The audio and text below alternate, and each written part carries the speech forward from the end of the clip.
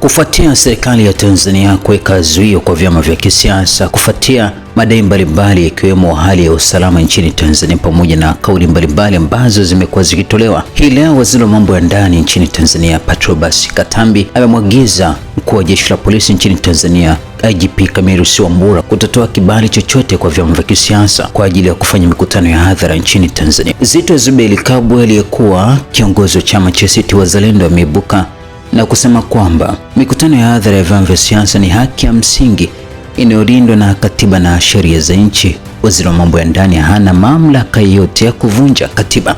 Agizo lake ni yote, na bwana IGP akitia agizo hili mamlaka ya kutoa ulinzi wa mikutano ya OCD. IGP hatajwi popote kwenye sheria ya vyama, na hata huyo OCD hana mamlaka ya kutoa au kutotoa vibali. Vyama haviombi vibali vya mikutano, vinatoa taarifa. Bwana Kitambi amejiongelesha tu na OCD yoyote atakayefuata maelekezo haramu ya kisiasa atashtakiwa kama mtu binafsi.